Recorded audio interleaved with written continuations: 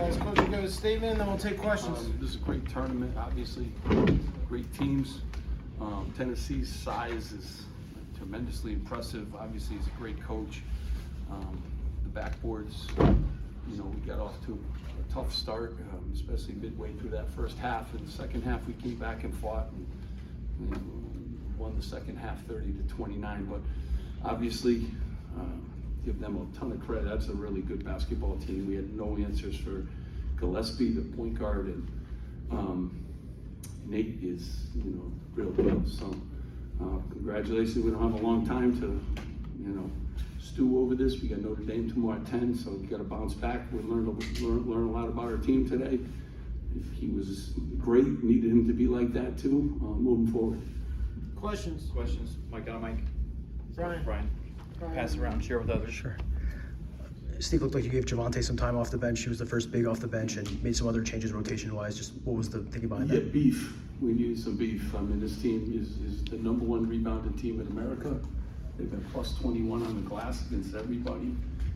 Obviously, they were plus 15 tonight, but just wanted to play our guys that are 250 and above because they have like 5 of them that are at that size, and got to get those guys some minutes. He's been working hard too.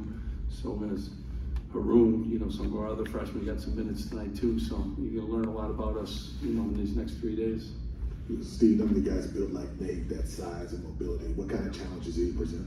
We were kind of comparing him to Ace Bailey a little bit, but boy, he's first of all, he's bigger and really knows how to play. And just a tough matchup at 6'10", 6'8", looks every bit 6'10", 6'11". And then they got the great point guard. I knew him from Maryland last year. He had an unbelievable year, and we were trying to do a great job on him and try to limit his touches. He can set people up and he can score himself. He's really a tough matchup. And those are the 2 leading scorers, and you got to take one of them out. And in the second half, I just thought we did a little bit better job all the way around. But they got off to such a big lead that we were able to do it. But he's the real deal. Coach, it seemed like a lot of open shots for Tennessee in the first half. What did you see from your defensive rotation in the first half? Yeah, whenever we had to switch on anything, open shots, like I think Nate made some tough ones. Obviously Gillespie, they run a lot of stuff for him. I thought they're as good a post-up team, so I was really concerned with their post-up ability. I thought we did a pretty good job taking that away, and obviously giving up something on the perimeter. And that's what kind of happened. But we spent a few days, like they're really an elite post-up team. And there's not a lot of post-up teams anymore, but every one of their guys can seal you in the post and finish. And obviously their #1 offense is offensive rebounding. So if you got to do a good job on that, or post defense, where they got some shooters too, obviously. Brian. Sorry, I forgot my question.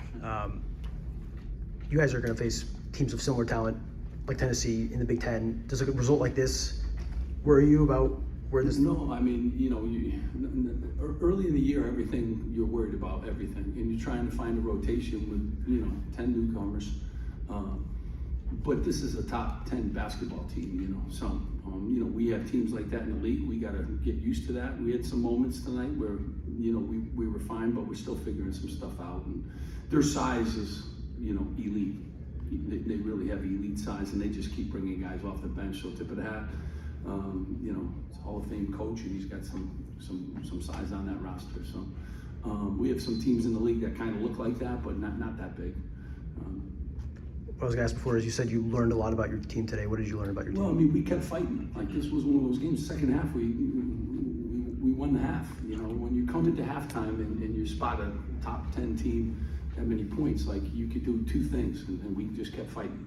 So, win the half 30-29, hold them to 29 points.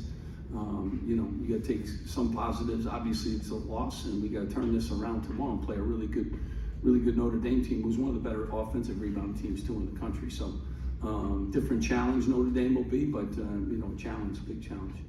Coach, you talked about the size of this Tennessee team. You guys shot 36% from the field. Did you see anything specifically that they did defensively that kind of held you guys in check?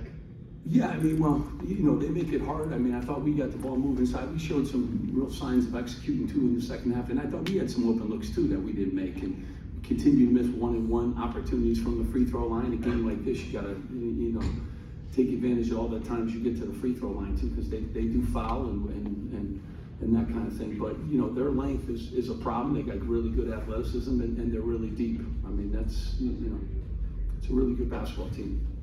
That causes more problems than anything. Steve, we're in Vegas, and obviously there have been some gambling things happening within our sport. What's your message been to your team as more and more college basketball players are vulnerable to maybe some of those guys in that world? Yeah, I mean, it's, you know, we're always constantly reminding them of, you know, of the rules and, you know, of all the battles and all the, you know, pitfalls that are out there for athletes. So they got to make great decisions always. On the basketball court, you want to make great decisions. Off the court, you want to make decisions. Certainly in a gambling, you know, world, there's no place for it in college, you know, basketball, and these guys know that. And, you know, hopefully, you know, we can get that under control, but it's everywhere. Everywhere you turn, every time you turn your phone on, it's a part of our society now. So, you know, these guys got to make great decisions. They're given a great opportunity, and make sure they don't do anything to lose that opportunity.